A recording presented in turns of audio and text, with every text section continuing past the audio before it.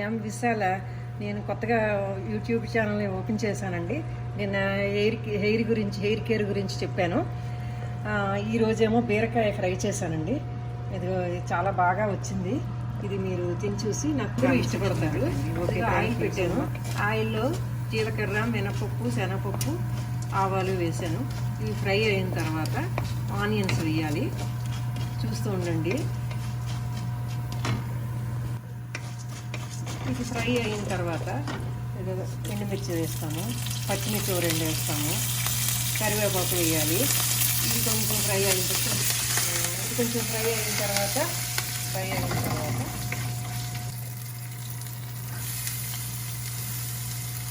Onions బాగా brown కలర్లోకి రావాలి.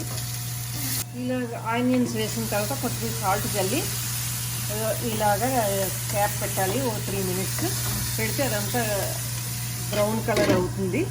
బ్రౌన్ కలర్ అయితే మనం అప్పుడు బీరకాయ వేయచ్చు. ఇదిగోనండి, క్యాప్ తీస్తున్నాను. ఈ ఆనియన్స్ అండి ఇలాగా ఫ్రై లాగా అయ్యాయండి. ఇందులోనేమో కొంచెం వెల్లుల్లి దగ్గరగా చేసేసి కొట్టేసి వేస్తే మంచి స్మెల్ వస్తుంది. చాలా టేస్టీగా బాగుంటుందండి. వెల్లుల్లి మాత్రం కంపల్సరీగా ఉండాలి, అది వేయాలి. తర్వాత కొంచెం ఏమో పసుపు వేయాలి. ఫ్రైలాగా ఉంటే బాగుంటుంది, స్మెల్ రాదు, అందుకని చేయాలి. ఇది కొంచెం అటు ఇటు కలిపిన తర్వాత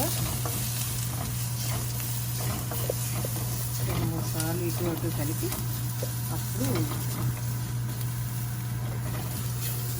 అప్పుడు బీరకాయ ముక్కలు కోసి పెట్టుకున్నాము. ఇవన్నీ కూడా ఇందులో వేసేయాలి.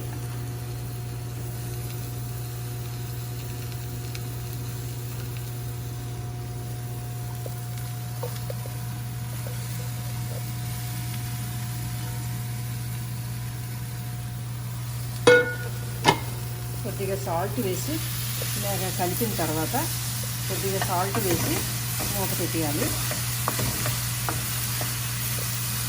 చూసుకోవాలి మధ్యలో.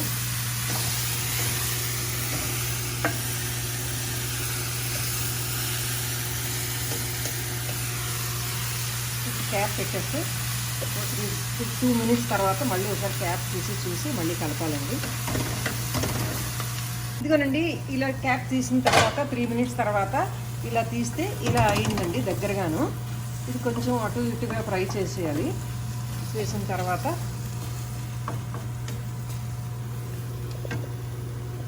ఇది ఇటు అటుగా ఫ్రై అయింది కదండి. ఈ విధంగా ఫ్రై అయిన తర్వాత కొద్దిగా పచ్చిపాలు కొంచెం వేయాలండి. ఇందులోని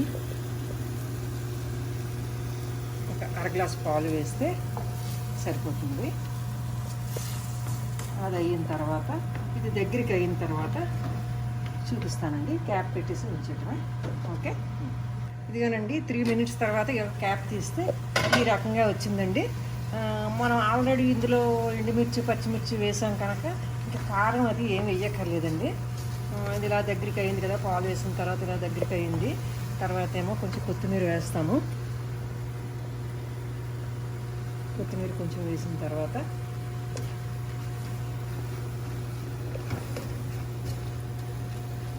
ఒక ఫ్యూ మినిట్స్ అయిన తర్వాత కొంచెం జీలకర్ర పౌడర్ కొద్దిగా, ధనియాల పౌడర్ కొద్దిగా వేస్తే కొంచెం టేస్ట్ బాగుంటుందండి. కొద్దిగా వేసుకోవాలి, ఎక్కువ అక్కర్లేదు, వేస్తే సరిపోతుంది.